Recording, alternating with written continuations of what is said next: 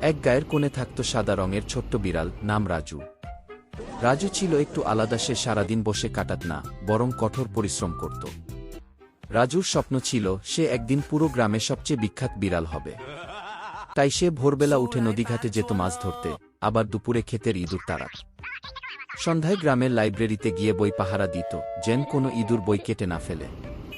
অনেকেই বলতো, রাজু একটু বিশ্রাম নাও, কিন্তু রাজু মিষ্টি হেসে বলতো, পরিশ্রম করলে একদিন সবার উপকার করব।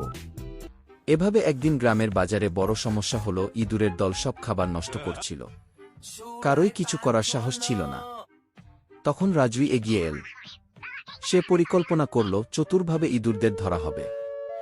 দিনের পর দিন অক্লান্ত পরিশ্রম করে রাজু একে একে সব ইঁদুর ধরল। গ্রামবাসীরা রাজুকে বুকে টেনে নিল। পুরস্কার হিসেবে তাকে দিল এক বিশাল দুধের হাঁড়ি আর মোলায়েম লাল রঙের চাদর। রাজু তখন জানত, কঠোর পরিশ্রমের ফল কখনোই ব্যর্থ হয় না।